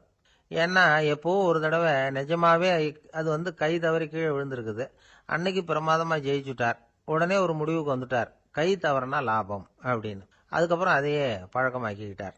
பூனை குறுக்க போனால் சகனம் சரியில்லைன்னு நினைக்கிறவங்க உண்டு. ஆனால் ஒருத்தர் எப்படி தெரியுமா, அவர் வெளியில் கிளம்புற சமயம் பக்கத்து வீட்டு ரேடியோவில் மியாவ் மியாவ் பூனை குட்டின்னு பாட்டு சத்தம் கேட்டால் கூட போதும், சகனம் சரியில்லைன்னு பிரயாணத்தை கேன்சல் பண்ணிவிடுவார். இப்போ இவ்வளவும் எதுக்கு சொல்கிறோம்னா, அளவுக்கு மீறின சகுன நம்பிக்கைகள் இருக்கு பாருங்க, இதோட பயமும் சேர்ந்துக்கிட்டதுன்னு வச்சுக்கோங்க, இது ஒருத்தருடைய மனநிலையை பாதிச்சிடும். இது வந்து உளவியல் நிபுணர்கள் சொல்கிற கருத்து. வாழ்க்கையே தடுமாற வச்சிரும். பாதுகாப்பு இல்லாத உணர்வு, ஒரு விதமான டிப்ரெஷன் மனநிலை, இதெல்லாம் தான் இதுக்கு காரணமாக அமையலாம். சில பேர் காய்கறி நறுக்க கத்திய கையில் எடுத்தா கூட நேரம் சரியா இருக்கா அப்படின்னு பார்த்துட்டு தான் வேலையை ஆரம்பிக்கிறது வழக்கம். அறிவு தான் மனசுக்கு வாத்தியாரா இருக்கணும், அப்பதான் வாழ்க்கை வந்து நிம்மதியா இருக்கும். அறிவு வந்து மனசு சொல்றபடியெல்லாம் கேட்க ஆரம்பிச்சுட்டுதுன்னா இடைஞ்சல் தான். ஒருத்தருக்கு 7ஆம் நம்பர் தான் ராசியான நம்பரான், 7ஆம் தேதி தான் எந்த காரியத்தையும் ஆரம்பிப்பாராம். 7 எழுத்து வர்றது மாதிரி பேரை மாற்றி வச்சுக்கிட்டார். 7 மணிக்கு தான் தினமும் எழுந்திருப்பார். 7ஆம் நம்பர் வீட்டில் தான் குடியிருக்கார். கல்யாணம் கூட 7ஆம் தேதி தான் பண்ணிக்கிட்டார். அவர் ஒரு நாள் குதிரை பந்தயத்துக்கு போனாராம். குதிரையோட பேரையெல்லாம் பார்த்தார். ஒரு குதிரையோட பேர் 7 எழுத்துல அமைஞ்சிருந்தது. 7 தானே இவருக்கு அதிர்ஷ்ட நம்பர், அதனால உடனே அது பேரில் பணத்தை கட்டினார். பந்தயம் நடந்தது. என்ன சார் ஆச்சுன்னு கேட்டாங்க. நான் பணம் கட்டின அந்த என்னோட குதிரை 7வதா வந்து சேர்ந்தது சார் அப்படின்னாராம் சோகமா. காசியில் இருக்கிற கடவுள் காசி விஸ்வநாதர், அங்க இருக்கிற தேவி காசி விசாலாட்சி. இவங்க 2 பேரும் ஒரு நாள் பேசிக்கிட்டு இருந்தப்போ கடவுள் சொன்னார், இந்த மனிதர்களை நாம ரொம்பவும் நம்பிக்கையோட தான் படைச்சிருக்கிறோம், இருந்தாலும் அவங்களுக்கு தான் நம்பிக்கை இல்லை, எதுலேயும் ஒரு உண்மையான நம்பிக்கை இல்லாமல் வாழ்ந்துக்கிட்டு இருக்கிறாங்க அப்படின்னார். என்ன அப்படி சொல்கிறீங்க? அதோ பாருங்க, எவ்வளவு பேர் காசியை தேடிட்டு வந்து கங்கையில் குளிச்சுக்கிட்டு இருக்கிறாங்க, அவங்கெல்லாம் நம்பிக்கை இல்லைன்னா இவ்வளவு தூரம் தேடிட்டு வந்து இங்கே குளிப்பாங்களா அப்படின்னு நாங்கள் தேவி. சரி, அதை சோதிச்சு பார்க்கலாம் அப்படின்னு 2 பேரும் முடிவு பண்ணிக்கிட்டாங்க. உடனே ஒரு திட்டம் போட்டாங்க. அது எப்படின்னா, நாம் 2 பேருமே பக்தர்கள் மாதிரி உருவத்தை மாற்றிக்கிட்டு கங்கை கரைக்கு போக வேண்டியது. நான் வந்து கங்கையில் இறங்கி குளிக்கிறேன், கொஞ்ச நேரத்தில் சுழலில் மாட்டிக்கிட்டது மாதிரி நடிக்கிறேன். நீ உடனே கரையிலிருந்து சத்தம் போடு, என்னோட வீட்டுக்காரரை யாராவது காப்பாற்றுங்களேன்னு சத்தம் போடு. அதோட இன்னொன்று சொல்லு, யாராவது ஒரு புண்ணிய ஆத்மா அவர்கிட்ட போய் அவருடைய முடியை பிடிச்சி இழுக்கணும், அப்படி ஒரு சாபம் இருக்குது எங்களுக்கு. புண்ணிய ஆத்மா, அதாவது எந்த பாவமும் செய்யாத இல்லாத ஒருத்தர் தான் அவரை காப்பாற்ற முடியும். அப்படிப்பட்டவங்க யாராவது வெள்ளத்தில் குதிச்சு என்னுடைய கணவரை காப்பாற்றுங்கோ அப்படின்னு நீ சத்தம் போடு, கூச்சல் போடு, என்ன நடக்குதுன்னு பார்க்கலாம் அப்படின்னார் கடவுள். சரின்னு சொல்லி 2 பேருமா சாதாரண பக்தர்கள் மாதிரி கங்கை கரைக்கு வந்து சேர்ந்தாங்க. அவர் இறங்கி குளித்தார். திட்டம் போட்டது மாதிரியே சுழலில் மாட்டிக்கிட்டது மாதிரி கத்துனார். கரையில் இருந்த அந்த அம்மா, ஐயோ என் கணவரை காப்பாற்றுங்களேன், யாராவது காப்பாற்றுங்களேன்னு கத்துனாங்க. பல பேர் ஓடி வந்தாங்க. உடனே இவங்க, பாவம் இல்லாத புண்ணிய ஆத்மா ஒருத்தரால் தான் என்னுடைய கணவர் காப்பாற்றப்படணுங்கிறது விதி, அப்படி ஒரு சாபம் இருக்குது, அதனால் புண்ணிய ஆத்மா யாராவது அவர்கிட்ட போய் அவர் முடியை பிடிச்சி தூக்குனா அவரை காப்பாற்றி போடலாம் அப்படின்னாங்க. இவங்க இப்படி சொன்னதும் எல்லாரும் திகைச்சு போய் நின்றுட்டாங்க. ஒவ்வொருத்தருக்கும் அவங்க செஞ்ச பாவம்லாம் ஒவ்வொன்றா ஞாபகத்துக்கு வர ஆரம்பிச்சுட்டுது. சரி, இதுக்கு நாம லாயக்கு இல்லை அப்படின்னு சொல்லி ஒதுங்கி போக ஆரம்பிச்சிட்டாங்க எல்லாம். இந்த சமயத்தில் யாரோ ஒருத்தர் வேகமாக ஓடி வந்தார், ஆற்றுல குதிச்சார். அவர்கிட்ட போனார், முடியை பிடிச்சார், தூக்குனார், அவரை காப்பாற்றி கரைக்கு கொண்டுட்டு வந்துட்டார். அப்படி காப்பாற்றின அந்த ஆளை இவங்க 2 பேரும் தனியாக கூப்பிட்டுக்கிட்டு ஒரு மண்டபத்துக்கு வந்துட்டாங்க. வந்து விசாரிக்கிறாங்க. நீ யாரப்பா அப்படின்னு கேட்குறாங்க. ஏதும் தெரியாத மாதிரி. நான் இந்த ஊர் அன்ன சத்திரத்தில் வேலை செய்கிற ஒரு சமையல்காரன் அப்படிங்கிறார். நீ வந்து கங்கையில் குளிக்கிறது உண்டான்னு கேட்டிருக்காங்க. நான் இந்த ஊர்லேயே தான் இருக்கிறேன், இருந்தாலும் தினமும் கங்கையில் குளிக்கிறது இல்லை, எப்பாவது ஒரு நாள் அங்கே குளிப்பேன் அப்படின்னார். கங்கையில் மூழ்கி எழுந்திரிச்சா பாவம்லாம் தொலையும்னு சொல்கிறாங்க. அப்படி இருக்கிறப்போ அங்கே இன்னைக்கு கங்கையில் குளிச்சுக்கிட்டு இருக்கிறவங்கெல்லாம் தங்களை வந்து புண்ணிய ஆத்மாவா நினைக்கல. கங்கையில் குளிக்காத நீ உன்னை வந்து புண்ணிய ஆத்மாவா நினச்சி என்னை காப்பாற்ற வந்திருக்கிற, அது எப்படி அப்படின்னு கேட்டார். அதுக்கு அந்த ஆள் சொல்கிறான், கங்கையில் குதிச்சதுக்கு அப்புறம் தானே உங்களை காப்பாற்ற போகிறோம், அப்படி குதிக்கும் பொழுது என்னுடைய பாவம்லாம் போயிருக்கும்ல, நான் புண்ணிய ஆத்மாவா ஆயிருப்பேனே, அதனால தான் துணிஞ்சு வந்து உங்களை காப்பாற்றினேன் அப்படின்னா. கடவுளும் தேவியும் அவனுக்கு வந்து காட்சி கொடுத்தாங்களாம். இப்படி ஒரு கதை உண்டு. அதாவது கங்கையில் குளிச்சுக்கிட்டு இருக்கிறவங்களுக்கே தங்களுடைய பாவம் போகுங்கிற நம்பிக்கை பரிபூர்ணமாக இல்லை, குளிக்காத ஒருத்தனுக்கு அந்த நம்பிக்கை இருந்தது. அதனால் அவனால் கடவுளை பார்க்க முடிஞ்சது. கடவுளை வந்து நாமளும் பார்க்க முடியுமா முடியாதா அப்படிங்கிற குழப்பம்லாம் நமக்கு வேண்டியதில்லை. நம்பிக்கையோடு வாழணுங்கிற உண்மையை மட்டும் இந்த கதையிலேருந்து புரிஞ்சுக்கிட்டா போதும். ஏன்னா இந்த கதையை கேட்டுட்டு ஒரு நண்பன் குதர்க்கமாக ஒரு கேள்வி கேட்டான். ஏன் சார், கங்கையில் குளிச்சா பாவம் போயிடும்னு சொல்கிறீங்களே, நான் எனக்கு வேண்டாத ஒருத்தனை அழைச்சிட்டு போய் கங்கையிலேயே தள்ளி விட்டுட்டு அதுக்கப்புறம் அங்கேயே முழுக்க போட்டுட்டு நான் செஞ்ச பாவத்தை வந்து அதுலேயே கழுவி விட்டுட்டு மறுபடியும் உங்ககிட்ட வந்துடுறேன்னு வச்சுக்கோங்க, நீங்கள் என்னை வந்து புண்ணிய ஆத்மான்னு ஏற்றுக்குவீங்களா அப்படிங்கிறான். ஆள் கொஞ்சம் ஆசைந்தான், நம்மளே அங்கே அழைச்சிட்டு போனாலும் போயிடுவான். அங்கே நபிகள் நாயகம் உட்கார்ந்துருக்கிறார். அந்த சமயம் அம்மா அங்கே வர்றாங்க. அவங்க கையில் திராட்சை பழ கொத்து, அதை கொண்டுகிட்டு வந்து நபிகள் கிட்ட கொடுக்குறாங்க. சாப்பிடுங்க அப்படின்னு சொல்லி ரொம்ப அன்பாக வேண்டிக்கிறாங்க. நபிகள் நாயகமும் ரொம்ப பிரியமாக அதை வாங்கிக்கிட்டார். அதுக்கப்புறம் அதை சாப்பிட ஆரம்பித்தார். நபிகள் நாயகம் மதீனாவில் தங்கியிருந்தப்போ இது மாதிரி நிறைய பேர் பழங்களையும் தின்பண்டங்களையும் கொண்டுட்டு வந்து கொடுக்கறது வழக்கம். நபிகள் நாயகம் என்ன பண்ணுவார்னா அதெல்லாம் வாங்குவார். உடனே பக்கத்தில் இருக்கிற தோழர்கள் எல்லாருக்கும் பகிர்ந்து கொடுப்பார், தானும் சாப்பிடுவார். இதுதான் எப்போதும் வழக்கம். ஆனால் இந்த தடவை என்னாச்சு தெரியுமா? அவர் அப்படி பண்ணல. ஒவ்வொரு பழமா எடுத்து தானே சாப்பிட்டுக்கிட்டு இருக்கிறார்.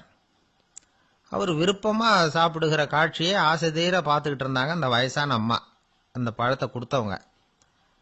அவங்களுக்கு ரொம்ப மகிழ்ச்சியா இருந்தது, மன நிறைவா இருந்தது.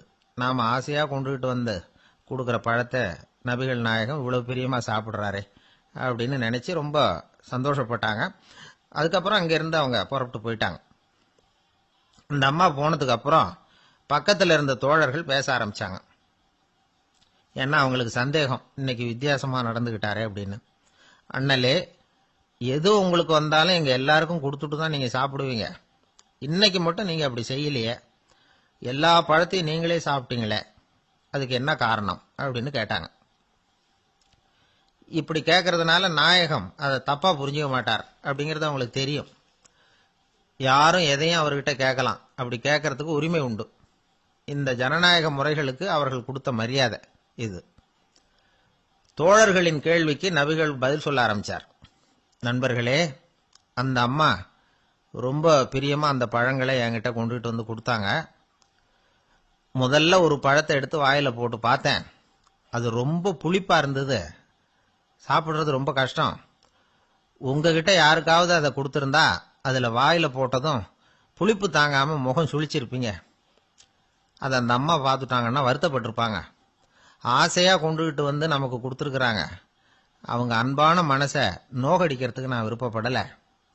அதனால முகம் சுளிக்காம சாப்பிடணுமேங்கிறதுக்காகத்தான் அந்த பழங்கள் பூராவே நானே சாப்பிட்டுட்டேன் அப்படின்னு புன்முறுவலோட பதில் சொன்னாராம் நபிகள் நாயகம். இன்னொருத்தர் மனசு புண்படக்கூடாதுங்கிறதுக்காக புளிப்பையும் இனிப்பா ஏற்றுக்கொள்ளுகிற பண்பாடு இருக்கு பாருங்க, அது ஒரு பெரிய நாகரிகம். அது எல்லாருக்கும் சுலபமா வந்துடாது. நல்லா இருக்கிற பழத்தையே என்ன இவ்வளவு மோசமா இருக்கேன்னு சொல்லுகிறவர்கள் தான் நம்ம கிட்ட அதிகம். இந்த காலத்துல இல்வாழ்க்கையில இந்த நாகரிகத்தை சில பேர் கடைபிடிக்கிறது உண்டு. நல்லா இருக்க இல்லையோ முகம் சுளிக்காம சாப்பிட்டுருவாங்க. ஏன்னு கேட்டா, எதுக்காக சார் வீண் வம்பு, ஏதோ நமக்குன்னு கொடுத்து வச்சது அவ்வளவுதான் அப்படின்னு நினைச்சுக்கிட்டு போக வேண்டியது தானே அப்படிம்பாங்க. இவங்கெல்லாம் கூட ஒரு விதத்துல பண்பாடு தெரிஞ்சவர்கள் தான். இப்போ ஒரு ஆளு ஊரெல்லாம் சுத்தி விட்டு கடைசியில அழுத்து போய் ஒரு ஹோட்டலுக்குள்ள நுழைஞ்சானான். ரொம்ப களைப்பா இருந்தது அவனுக்கு. அதனால ரொம்ப களைப்படைஞ்சு போய் ஒரு நாற்காலியில போய் உட்காந்துருக்கிறான். இவனை பார்த்ததும் சர்வர் ஓடி வந்தார். சார், உங்களுக்கு என்ன வேணும்னு கேட்டார். எனக்கு தேவை 2 தோசையும் கொஞ்சம் அன்பான வார்த்தைகளும் அப்படின்னா. சர்வர் உள்ள போனார், 2 தோசையை கொண்டாந்து வச்சார். அன்பான வார்த்தை கேட்டனே அப்படின்னா இவன். சர்வர் ரொம்ப பணிவா குனிஞ்சு இவன் காதோரமா சொன்னார், ஐயா, இந்த தோசையை சாப்பிட்றாதீங்க, புளிச்சு போன பழைய மாவு அப்படின்னார். இது பாருங்க, அன்பான வார்த்தையும் 2 தோசையும் கேட்டார், கொண்டாந்து கொடுத்துட்டார். இப்படி இருக்கிறவர்களும் இன்றைய மனிதர்கள்ல அதிகம். அதனால மனிதர்கள் ஒவ்வொருத்தரும் ஒவ்வொரு விதம். நம்ம கிட்ட பிரியமா நடந்துகிறவர்கள் மனம் கோணும்படி நாம் நடந்து கொள்ளக்கூடாது அப்படிங்கிறது தான் நபிகள் நாயகம் அவருடைய செயல் மூலமா நமக்கு உணர்த்தி இருக்கிற வாழ்வியல் உண்மை. ஆளை கண்டா ஏன் இப்படி முகத்தை திருப்பிக்கிட்டு வர்றீங்க அப்படின்னு கேட்டார் ஒருத்தர் நண்பர்கிட்ட. எலெக்ஷன்ல அவன் எதிர்த்து நின்னவன் சார், என்ன அவங்ககிட்ட நமக்கு என்ன பேச்சுவார்த்தை அப்படின்னாராம் ரொம்ப கோபமா இவர். சரி, அந்த ஆள் யாருன்னு கேட்டேன். என் கூட பிறந்த தம்பி தான் சார் அப்படின்னார் அந்த கோபம் குறையாமல். அதாவது நம்ம ஊர் நிலவரம் இப்படி, அதாவது அண்ணனும் தம்பியும் எதிர்த்து நிப்பாங்க தேர்தல்ல, ஒருத்தர் கண்டா பேசிக்கிறது இல்ல. ஆனா இங்கிலாந்துல எப்படி தெரியுமா, அங்க ஒரே மேடையில போட்டி போடுற 2 வேட்பாளர்களும் பேசுவாங்களாம், பட்டிமன்றம் மாதிரி. ஒருத்தர் முதல்ல எழுந்திருப்பார், நான் இந்த தேர்தலில் வெற்றி பெற்றால் என்னென்ன செய்வேன் அப்படின்னு சொல்லிவிட்டு உட்காருவார். அதுக்கப்புறம் அடுத்தவர் எழுந்திருப்பார், அவரு சொல்லுவார், நான் வெற்றி பெற்றா இந்த மக்களுக்கு என்னென்ன செய்வேன், இந்த நாட்டுக்கு என்னென்ன செய்வேன் அப்படிங்கறத சொல்லிவிட்டு உட்காருவார். 2 பேரும் ஒரே மேடையில பேசுவாங்க. மக்கள் 2 பேர் பேச்சையும் கேட்டுக்கிட்டு ஒரு முடிவுக்கு வருவாங்க. இதுதான் அங்க உள்ள பழக்கம். இங்க அப்படி இல்லை. இங்க ஒருத்தர் பார்த்தாவே முகத்தை திருப்பிக்கிறது. ஒரு தடவை இது மாதிரி ஒரு கூட்டம் நடந்துகிட்டு இருக்கு அங்க வெளிநாட்டுல தான். நேரத்துக்கு சரியா ஒரு வேட்பாளர் வந்து சேரல. இது இங்கிலாந்துல நடந்த நிகழ்ச்சி. அப்புறம் என்னாச்சுன்னா ஒருத்தர் வந்துட்டாரு, இன்னொருத்தர் வந்து சேரல. அப்புறம் உடனே அந்த ஒருத்தர் வந்தவர் பேச ஆரம்பிச்சிட்டார். அதாவது அந்த இன்னொருத்தர் சார்பாவே பேசிட்டாராம். அதாவது அவர் வரல, நான் அவரு சார்பா வந்து நான் பேசிடுறேன். அதாவது அவர் ஜெயிச்சுட்டா அவர் என்னென்ன செய்வார் இந்த நாட்டுக்கு அப்படின்னு சொல்லி அவர் பக்கத்துல உள்ள நியாயத்தை எடுத்து இவரே சொல்லிட்டாராம். இப்படிலாம் அங்க நடந்துதான். இது எப்பேற்பட்ட தேர்தல் பண்பாடு பாருங்க. அதனால இன்னொரு விஷயம், இப்ப இங்கிலாந்துல எல்லாம் ஓட்டு கேட்கறப்ப வெற்றியா தோல்வியாங்கிறத ஓரளவுக்கு யூகிச்சு விடலாமா. இப்போ ஒரு வேட்பாளர் ஒரு வீட்டுக்கு முன்னாடி போய் நின்று எனக்கு ஓட்டு போடுங்கன்னு கேட்கறாருன்னு வச்சுங்களேன், அதுக்கு என்ன பார்த்து செய்யறோம், போயிட்டு வாங்க அப்படின்னு சில வீடுகள்ல வாசல்ல நின்னே சொல்லி அனுப்பிச்சிருவாங்களாம். வேற சில வீடுகள்ல எப்படின்னா வேட்பாளரை வீட்டுக்குள்ள கூப்பிட்டு காபி சாப்பிட சொல்லி உபசரிச்சு அதுக்கப்புறம் அனுப்பி வைக்கிறது வழக்கமா. இதுல எந்த வீட்டு ஓட்டு நிச்சயம் தெரியுமா? வாசல்ல நின்னே வழி அனுப்பி வச்சுடுறாங்க பாருங்க, அவங்க ஓட்டு நிச்சயம். உள்ள கூப்பிட்டு காப்பி கொடுத்து அனுப்புறாங்க பாருங்க, அவங்க ஓட்டு நிச்சயம் இல்லையா. சரி, அப்புறம் ஏன் அந்த உபசரிப்பு அப்படின்னு கேட்டா அதுக்கு ஒரு காரணத்தை சொல்றாங்க. அதாவது அது ஒரு அனுதாபத்தை தெரிவிக்கிற முறையா. ஐயோ பாவம், நாம இவருக்கு ஓட்டு தான் போட போறதில்ல, எதையாவது செய்வோம், காப்பியாவது சாப்பிட்டு போகட்டும் அப்படிங்கிற எண்ணமா. இப்படி அந்த ஒரு பழக்கம். ஆக அந்த ஊர்ல நிறைய காப்பி சாப்பிடணும்னு ஒருத்தர் ஆசைப்பட்டா தேர்தலில் தோத்து போறதுக்கு தயாரா இருக்கணும். ஒரு சமயம் ஒரு ஊர்ல தேர்தல் நடந்துதான். ஒரு தொகுதியில நின்று தோத்து போன ஒருத்தர் கையில ஒரு துப்பாக்கியோட ஊருக்குள்ள சுத்திக்கிட்டு இருந்தாராம். ஒரு போலீஸ்காரர் அவரை பார்த்துட்டு சந்தேகப்பட்டிருக்கார். அதனால அவரை தடுத்து நிறுத்தி என்ன இது துப்பாக்கியோட சுத்துறீங்களேன்னு விசாரிச்சிருக்கார். இதுக்கு அவர் சொன்னாராம், சார் இந்த தொகுதியில மொத்தம் 1,00,000 வாக்காளர்கள், அதுல எனக்கு 10,000 பேர் மட்டும்தான் எனக்கு ஓட்டு போட்டிருக்கிறாங்க. அப்படின்னா எனக்கு வேண்டாதவங்க இந்த தொகுதியில 90,000 பேர் இருக்கிறாங்கன்னு அர்த்தம். இப்படி ஒரு சூழ்நிலையில நான் என்னுடைய பாதுகாப்புக்கு ஆயுதம் இல்லாம நடமாடலாமா அப்படின்னு கேட்டாராம். எவ்வளவு எச்சரிக்கை பாருங்க. நம்ம ஊர்ல சில பேர் ஓட்டு கேட்கிற விதமே தனி.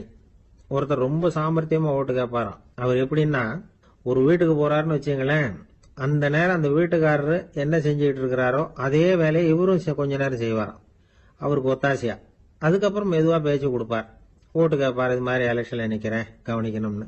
அது மாதிரி ஒரு தடவை அவர் போனப்ப அங்க வந்து அவர் என்ன பண்ணிட்டு இருக்காரு, வீட்டுக்கு பின்னாடி மாட்டு கொட்டையில பால் கறந்துட்டு இருக்காரு ஒரு பசுமாட்டுக்கிட்ட. அந்த வீட்டுல இவர் ஓட்டு கேட்க போனவர் இவர் ஓடி போய் இன்னொரு சொம்பை எடுத்துக்கிட்டு அதே மாட்டுக்கு இன்னொரு பக்கம் போய் உட்காந்துக்கிட்டு இவரும் பால் கறக்க ஆரம்பிச்சிட்டார். எதிர உட்காந்துட்டு இருக்காரு அவரு, இவரு இந்த பக்கம் உட்காந்துருக்காரு. கீழே கொஞ்சம் குனிஞ்சு பார்த்தா ஒருத்தர் முகத்தை ஒருத்தர் பார்க்கலாம்.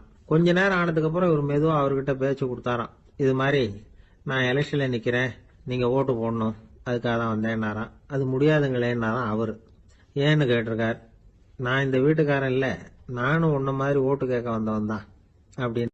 கங்கை கரை தோட்டம் பக்கத்துல ஒரு ஆசிரமம், அங்க ஒரு பெரியவர் தங்கி இருக்கிறார். அவர் தான் ராமகிருஷ்ண பரமஹம்சர். அந்த ஆசிரமம் இருந்த இடம் கரக்பூர்.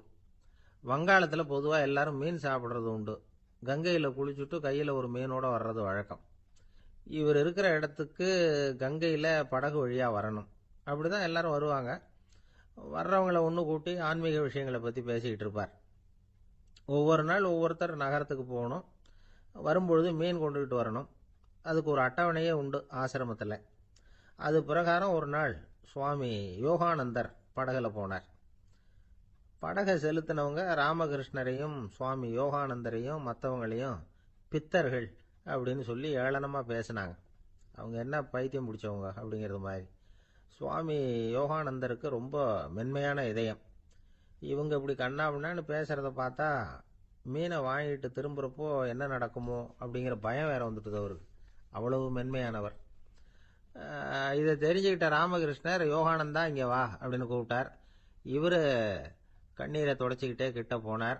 சொன்னார், ஐயா, படகு ஓட்டுறவங்க உங்களை பத்தி மோசமா பேசுறாங்க. என்ன திட்டினா பரவாயில்ல, ஆனா உங்களை அவங்க திட்டுறாங்க, அதை என்னால தாங்கிக்க முடியல அப்படின்னார். இதை கேட்டதும் ராமகிருஷ்ணருக்கு கோபம் வந்துட்டுதான். என்னது, உன்னுடைய குருவை பத்தி அவங்க மோசமா பேசும்பொழுது நீ சும்மா இருந்தியா, வெளியில போ அப்படின்னு விட்டார். குரு நிந்தனை செய்யறப்போ அதை கேட்டுக்கிட்டு சும்மா இருக்கலாமா? குரு நிந்தனையை கேட்டா பாவம் இல்லையா? என்னை தூற்றும் போது அவங்க வந்து பாவம் செய்யறாங்க, அதை கேட்டுக்கிட்டு நீ சும்மா இருந்தா நீயும் பாவம் செய்யற அப்படின்னாராம். அடுத்த நாள் சுவாமி நிரஞ்சனானந்தர் போக வேண்டிய நாள். இவர் படகுல போகும்பொழுதும் அதே மாதிரி நடந்துதான். அவங்க மோசமா பேச ஆரம்பிச்சாங்க, திட்ட ஆரம்பிச்சாங்க. அப்படி கேலி பண்ண ஒருத்தனை இவர் என்ன பண்ணார், பலார்னு கன்னத்துல அரைஞ்சுட்டார். இன்னொருத்தனை கங்கையில் தூக்கி எறியறதுக்கும் தயாராகிட்டார். அதுக்கப்புறம் அவங்க யாரும் வாயை திறக்கல. மீன் வாங்கிட்டு வர்றப்பவும் படகுல ஒரே அமைதி. அவ்வளவு பயம் அவங்களுக்கு. ராமகிருஷ்ணர் கூப்பிட்டு விசாரிச்சார் என்ன நடந்ததுன்னு. இவர் சொன்னார், அவர் யோகானந்தா போகும்பொழுது என்ன நடந்ததோ அப்படியே தான் இப்பவும் நடந்தது. குரு நிந்தனை செய்யறத கேட்டுக்கிட்டு நான் சும்மா இருப்பேனா? ஒருத்தனை அப்படியே அரைஞ்சுட்டேன், இன்னொருத்தனை ஆற்றுல தூக்கி போட்டுருவேன்னு பயமுறுத்தினேன், அவ்வளவுதான் அப்படின்னாராம். இப்போவும் ராமகிருஷ்ணருக்கு கோபம் வந்துட்டு தான். என்ன இது, அணியறது காஷாயம், இருக்கிறது ஆசிரமம், உனக்கு இவ்வளவு கோபம் வந்ததுன்னா அப்புறம் என்னத்துக்கு ஆசிரமத்தில் இருக்கணும்? பிரம்மச்சாரி எப்பவும் அமைதியாக இருக்கணும் அப்படின்னு அறிவுரை சொன்னாராம் ராமகிருஷ்ணர். அப்போ இவர் கேட்டாராம், ஏங்க அவருக்கு ஒரு விதமான அறிவுரை சொன்னீங்க, எனக்கு வேற விதமாக அறிவுரை சொல்றீங்க, இதில் எது உண்மை அப்படின்னு கேட்டிருக்கார். இதுக்கு ராமகிருஷ்ணர் சொன்ன பதில் என்னன்னா, அட அசடே, சக்கரத்தில் காற்று அதிகமாக இருந்தால் குறைக்கணும், குறைச்சலாக இருந்தால் கூட்டணும். அவன் சாது, அவனுக்கு அதிக உணர்ச்சி தேவை, உனக்கு படபடப்பு அதிகம், உனக்கு பொறுமை தேவை அப்படின்னாராம். இதில் உள்ள கருத்து என்னன்னா, கல்விங்கிறது எப்படின்னா அதை சூழ்நிலைக்கு தகுந்த மாதிரி கற்பிக்கணும். எல்லாருக்கும் ஒரே மாதிரி கற்பிக்கக்கூடாது. கேட்குறவர் தகுதி, புரிஞ்சுக்கிற திறமை, இதை பொறுத்து கல்வி அமையணும். ஆரம்ப காலத்தில் ஒரு குரு, அப்போ ஒரு சீடன் இருந்தான். அது வேடிக்கையான குரு, வேடிக்கையான சீடன். ஒரு ஆசிரமம். ஒரு நாள் ஒருத்தன் அவசரமாக அந்த குருவை தேடி வந்திருக்கிறான். என்ன விஷயம்னு விசாரிச்சார் குரு. உங்கள் சீடர் என்னை அடிச்சுட்டார் அப்படின்னு புகார் பண்ணானான் அந்த ஆள். குரு சீடனை கூப்பிட்டார். அடிச்சியா இந்த ஆளை அப்படின்னு கேட்டாராம். ஆமான் இருக்கான் சீடன். ஏன் அடிச்சே அப்படின்னு கேட்டாராம். இந்த ஆள் உங்களை பற்றி மட்டமாக பேசிவிட்டான், என்னால் அதை தாங்கிக்க முடியல, அதனால தான் அடிச்சுட்டேன்ருக்கான். அப்படி என்ன பேசினான் அப்படின்னு கேட்டாராம். உன்னுடைய குருநாதர் இப்போல்லாம் அர்த்தமில்லாமல் பேச ஆரம்பிச்சுட்டார் அப்படின்னு சொல்லிவிட்டான், அதனால தான் அடிச்சுட்டேன் அப்படின்னானா. அதுக்காக அடிச்சே அப்படின்னாராம். நான் அதுக்காக அடிக்கல குருவே, இப்பெல்லாம் நீங்கள்